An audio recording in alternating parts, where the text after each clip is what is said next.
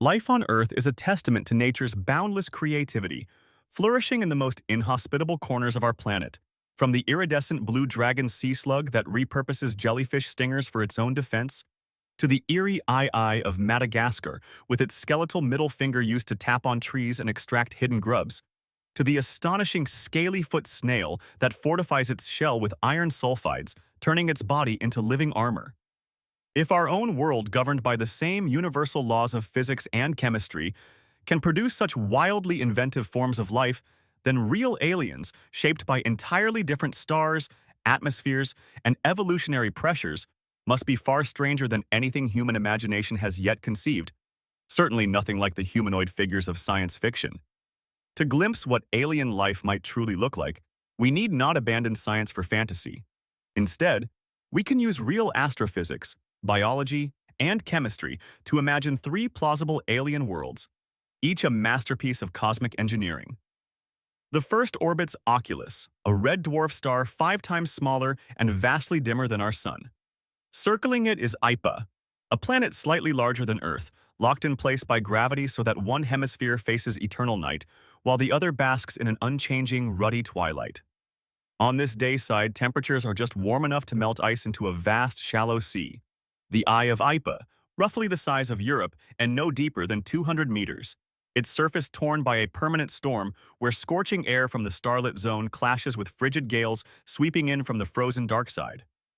But beneath this churning chaos lies an ocean of eerie tranquility, a floating underwater jungle where towering black photosynthetic organisms form a dense canopy.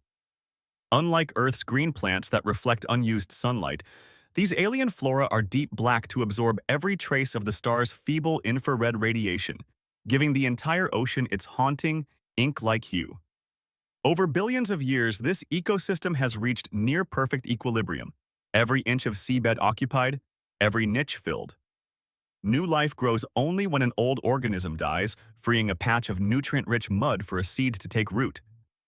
Drifting through this forest are large, teardrop-shaped grazers, their streamlined bodies honed by evolution for effortless movement through water, resembling fish. Not because of shared ancestry, but because physics demands efficiency in fluid environments.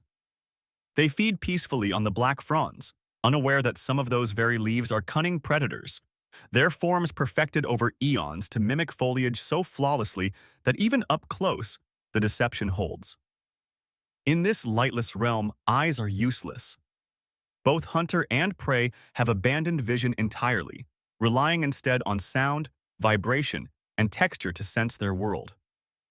The ocean thrums with a constant biological chorus, chattering seed eaters probing the mud with snapping pincers, squeaking spike bulbs warning off attackers with toxins, and starfish-like grabbers flailing their fins in pursuit of tiny prey, a symphony of survival as beautiful as it is unsettling, a song that has played without change for billions of years in this unchanging world.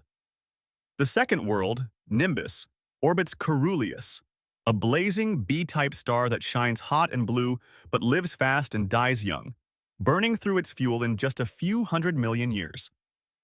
Nimbus itself is a gas giant similar to Neptune, but far richer in water vapor, bathed in 900 times more stellar energy, warming its upper atmosphere enough to sustain colossal white cloud systems the size of continents. Here, life never touches solid ground. It exists entirely within the sky.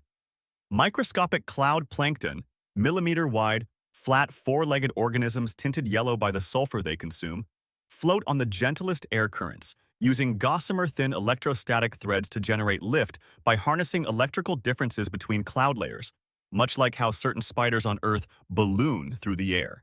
During mating season, billions gather and weave their threads into enormous parachutes that ride titanic updrafts hundreds of kilometers into the thin, hot upper atmosphere, where they release their eggs and perish. But not all life here is tiny. Soaring through the clouds are sky whales, living balloons taller than the tallest skyscrapers, their bodies made almost entirely of a wafer-thin, gas-filled membrane. By heating the air inside, they reduce its density and achieve buoyancy.